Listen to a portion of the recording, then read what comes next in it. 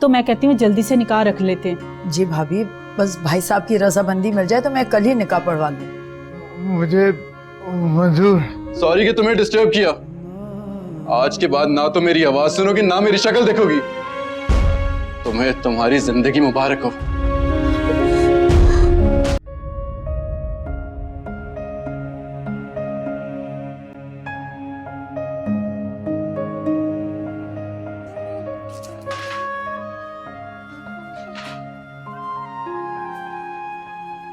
ठीक नहीं लग रही हो मुझे कुछ तुम। ठीक हूँ, शक्ल से तो नहीं लग रहा तुम्हारी कि तुम ठीक हो। क्यों, क्या हुआ है मेरी शक्ल को?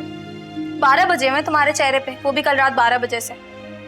वैसे जब कल तबरेज यहाँ से जा रहा था ना, वो भी काफी उदास लग रहा था। शमा, मुझे किसी के बारे में कोई बात नहीं करनी। अच्छा, तो फिर तुम्हारे बारे में ही बात कर लेते हैं। क्या जरूरत है तुम्हें इतने अच्छे और अमीर कभी लड़के को ऐसे जवाब देने की? जो मुनासिब लगा मैंने कर दी। रज के बेवकूफ हो भाई तुम। अगर मैं तुम्हारी जगह होती ना, तो इतनी कम शक्ल होने पर और इतनी बदनामी के बाद कभी भी इतने अच्छे लड़के को हाथ से ना जाने देती।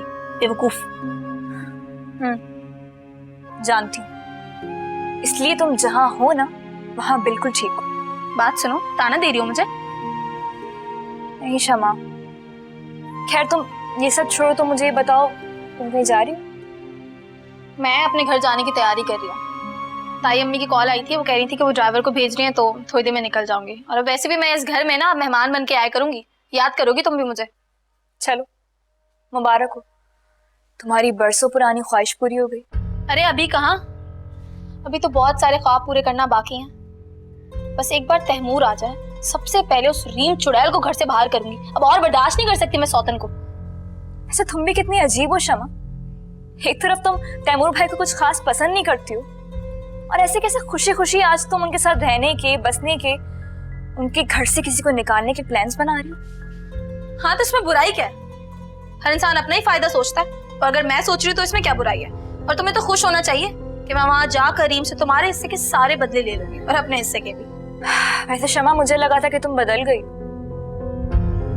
लेकिन मेरा ख्याल गलत था। और सुनो, मुझे रीम से या किसी से भी किसी किस्म का कोई बदला नहीं लेना है। मैंने अपना मामला अल्लाह ताला पे छोड़ दिया। जी भी लड़की हो तुम, अच्छे अच्छे में ही मर जाओगी। बदला नहीं लेना, भलाई का जमाना ही नहीं है।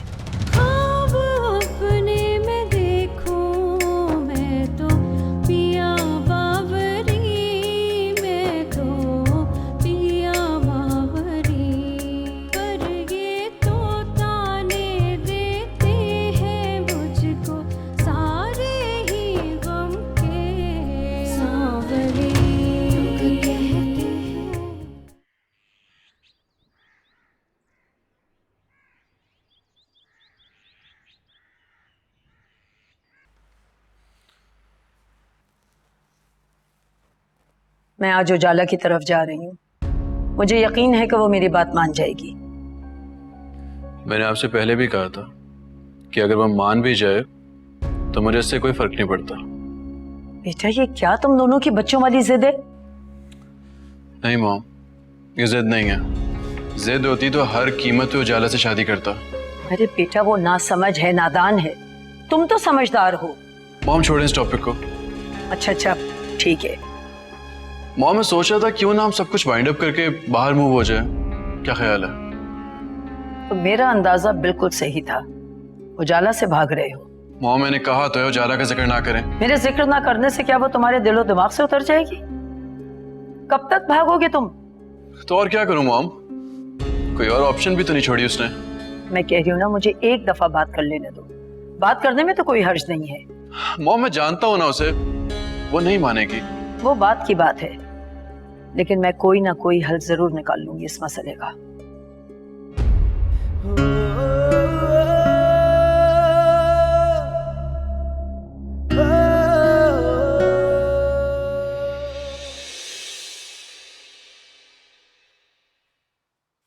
अब्बा,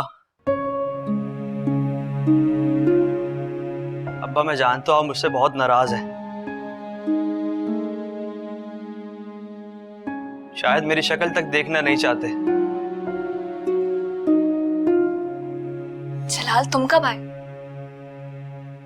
अभी घर का दरवाजा क्यों खुला हुआ था? वो शमा शायद अपने ससुराल गई थी, वही खुला छोड़ के गई होगी। कितना अच्छा होता है ना जब कोई दरवाजा आपको खुला मिल जाए या कोई अपने घर में बस जाए। क्या बात है जलाल, आज तो बड़ी फलसफाना बातें की जा रही हैं। मुझे ठोकर लगी है, मैं आपका सहारा चाहता हूँ अब्बा।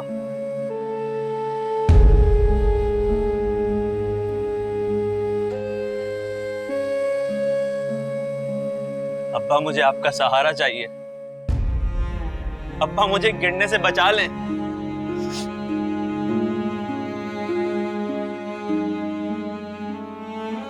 क्या हुआ है? अब्बा, अब्बा इस घर के दरवाजे मेरे लिए हमेशा के लिए खोल दें।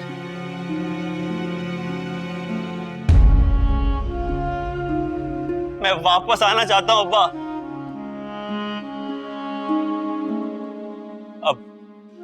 अब्बा मुझे माफ कर दें, मैं सब कुछ छोड़ दूंगा। बल्कि अब्बा मैंने सब कुछ छोड़ दिया है। अब्बा मेरे गुनाह माफ कर दें अब्बा। जलाल तुम सच कह रहे हो? हाँ, खुदा को गवाह बनाकर मैं सब कुछ छोड़ दूंगा। अब्बा बस मुझे आप माफ कर दें, मुझे आपका साथ चाहिए अब्बा। अब्बा ये मुझसे अकेले नहीं होगा अब्बा। अब्बा मुझे आपकी मदद चाहिए।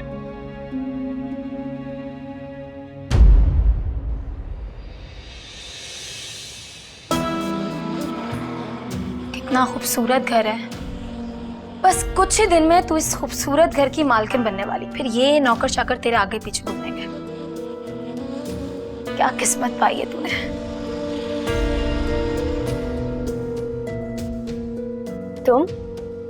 तुम यहाँ क्या कर रही हो? ये कहाँ मुंह उठाए चली आई हो इस कमरे में? ये सवाल तो मुझे तुमसे पूछना चाहिए। ये मेरा घर है और इस घर की मालिक मैं हूँ। तुम निकलो यहाँ से। बात तक तो तुझ पागल से की नहीं जा रही, तू मुझे जाने के लिए बोल रही है। तेरा तो बंदोबस्त मैं करवाती हूँ। अभी पागल खाने वालों को बुलवा के ना तुझे पागल खाने में दाखिल करवाऊंगी। पागल औरत, मुझे चैलेंज मत कर। हाँ मैं बीमार हूँ, लेकिन इसका मतलब ये नहीं है कि मैं कमजोर हूँ और मैं तुम्हें छोड़ो मेरे गिला, छोड़ो मेरे गिला। पागल औरत, छोड़ मुझे। क्यों कर रही? छोड़ से मत। तो कितनी ताकत है, खाती पीती कुछ है नहीं, सांड की तरह। मुझे जान से मारी थी, दबा दिया था जाहिल औरत ने मेरा। आने दो मेरे तैमूर को, तुम दोनों को वो देख लेगा। इस घर से निकाल के फेंकेगा तुम लोगों को। तैमूर? कौन सा तैमूर? वो तुम्हारे कुछ लगते ने ना, उसको झूठे इल्जाम में बंद करवा दिया है। बद्दुआ लगेगी तुझे भी और उस मर्दूद को भी। बद्दुआ और आपकी? मैं लेकर आऊंगी मेरे तैमूर को। वो मेरा है और उस पे सिर्फ मेरा हक है। और तुम, मैं उसकी बीवी हूँ। तुम्हें मैं निकालूंगी इस घर से। वो तुम्हें तलाक देगा। तलाक तो तुझे मैं दिलवाऊंगी। जंगली जाहिल औरत, तैमूर को तू आने दे। तेरा हशर ना बिगाड़ा ना हमने तो तू हमारा नाम बदल दियो। अरे तू किसके मुंह लग रही है? हालत देख रही है इसकी। तौबा, ये होती है गुनाहों की सजा। कोई देखे तो तौबा तौबा करे। सही कह रही हैं आप, ऐसी औरतों का अंजाम ऐसा ही होता है। अच्छा चल छोड़ा, फरी से बात करते। हट तू जंगली औरत, पागल।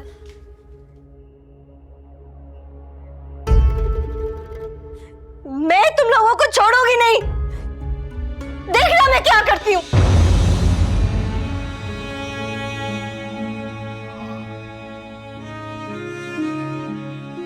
अब्बा आपने मुझे माफ कर दिया अब्बा। अब्बा मैं जानता था। बहुत शुक्रिया अब्बा, मुझे यकीन था आप मुझे माफ कर देंगे। काश अम्मा भी यहां होती।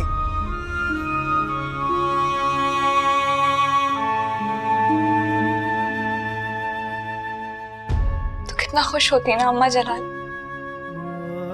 हाँ, मैंने अम्मा को कभी कोई खुशी नहीं दी। कितना बदनसीब हूं ना मैं।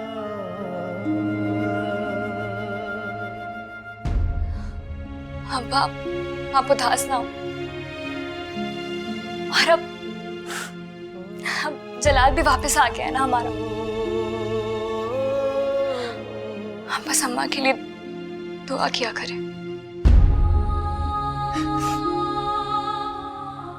उजाला, तुम्हारे लिए एक गुड न्यूज है।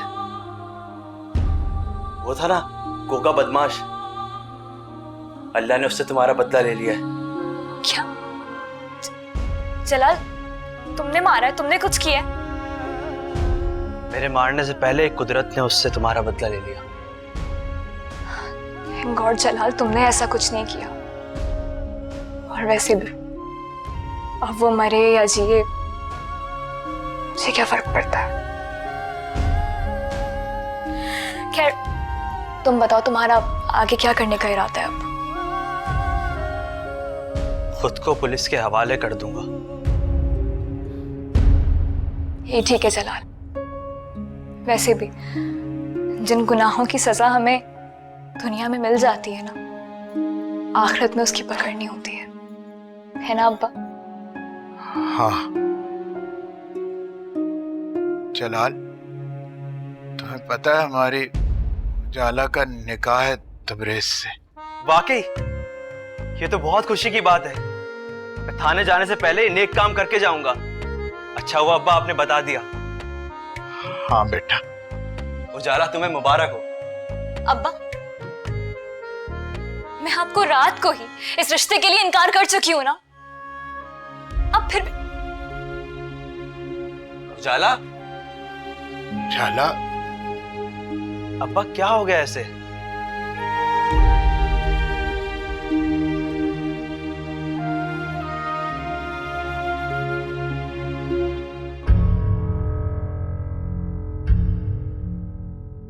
शम्मा क्या हुआ? मिला तो रही हूँ अम्मा। जल्दी करना।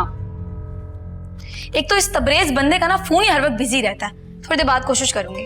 अच्छा वो तो ठीक है, पर मुझे ना अजीब घबराहट सी हो रही है। पता नहीं मेरा बेटा किस हाल में होगा। अरे ताई, तबरेज कल गया तो था, उसने बताया तो है कि बिल्कुल ठीक है तैमूर। मगर एक बार अगर अपनी आंखों से देख लेती तो सुकून सा आ जाता ना मुझे। अब तो अगले हफ्ते ही मुलाकात हो सकती है उससे। ओफो, किन चक्करों में पड़ गए। अच्छी खासी सीधी सादी सी जिंदगी थी हमारी, कहाँ फंसा दिया इस लड़के ने। अच्छा ना, टेंशन ना ले, तबीयत खराब हो जाएगी, फिर मुझे ही संभालना पड़ेगा। मतलब मैं ही तो हूं ना बाप के पास, टेंशन ना लिया करें। मैं मिलाती हूँ, कोशिश करती हूँ दोबारा मिल जाए। उजाला, क्या चीज परेशान कर रही है तुम्हें? कुछ नहीं जलाल, मैं ठीक हूँ। तो फिर क्यों इनकार कर रही हो तबरेज के रिश्ते से? तुम नहीं समझोगे। तबरेज एक बहुत सेंसिबल और अच्छा लड़का है। मुझे कभी तैमूर और शमा के लिए अच्छा नहीं लगा, मगर तुम्हारे इस रिश्ते के लिए मैं तबरेज को आंख बंद कर हाँ कह सकता हूँ। क्यों? उसमें ऐसे कौन से सुर्खाब के पड़ लगे हुए? उसमें नहीं, लेकिन तुम्हारी सोच और मिजाज की वजह से तबरेज को ही तुम्हारा लाइफ पार्टनर बनना चाहिए। जलाल, ये बात तुम कह रहे हो? अजीब लग रहा है ना मेरे मुंह से सब कुछ? मुझे भी बहुत अजीब लग रहा है, एक भाई की हैसियत से सब कुछ कहना, मगर तुम्हें समझाना मेरा फर्ज है। मैं नहीं चाहता कि तुम जिंदगी के किसी मोड़ पर पछतावे का शिकार हो मेरी तरह। जलाल, मुझे इस बात का अंदाजा भी नहीं था कि तुम इतना गहरा सोच सकते हो। हाँ, क्योंकि तुम लोगों को मैंने अपना एक ही चेहरा दिखाया है, लेकिन अब मुझे बहुत सी बातों का एहसास हो रहा है। तो तुमने क्या फैसला किया? जलाल, मुझे कुछ काम है, मैं तुमसे बाद में बात करूंगी।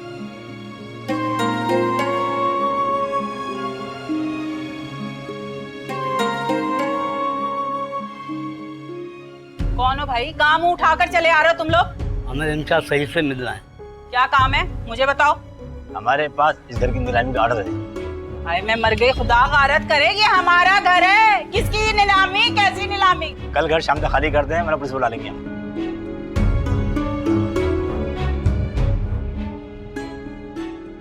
ये क्या चक्कर चल गया? ये घर तो नहीं छोड़ने की मैं। कर लो जो भी करना है, पुलिस बुलाते हो पुलिस बुलाओ। देखो बेटा, जो कुछ हुआ उसमें मेरा कसूर था, वरना तबरेज़ तो शुरू से ही तुम्हारी हिमायत करता आया है। उन्हें मेरा बहुत बहुत शुक्रिया अदा करिएगा। मैं उनका एहसान कभी नहीं भूलूंगी, लेकिन अभी मेरा आखिरी फैसला है। लेकिन क्यों बेटा? क्योंकि पप्पू, दिल में आया बाल बहुत वक़्त जिंदगी के लिए एक वबाल बन जाता है, और मैं नहीं चाहती कि मैं किसी की जिंदगी में वबाल बनूं। जानती हूँ जाला, मेरी वजह से तुम्हारा दिल दुखा है, मैं तुमसे माफी मांगती हूँ इसकी।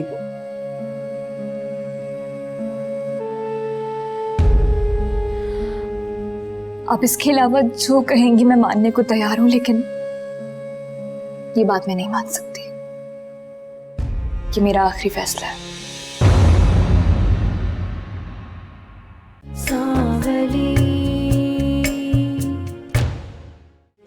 माफ कर। अरे भाई साहब, कैसी बातें कर रहे हैं आप? जवान औलाद पे कहाँ किसी का बस चलता है। आप गलत मत समझे पप्पू, वो आहिस्ता आहिस्ता समझ जाएगी। देखो बेटा, हम तो सिर्फ समझा सकते हैं और दुआ दे सकते हैं। मुझे वो चाहिए जिसकी लत तुम लोगों ने मुझे लगा दी। मुझे मेडिसिन चाहिए। तुम्हें जो कुछ चाहिए तुम मुझसे सब ले लो। एक बार मुझे मेडिसिन दे दो। फिर तो मेरी एक शर्त है।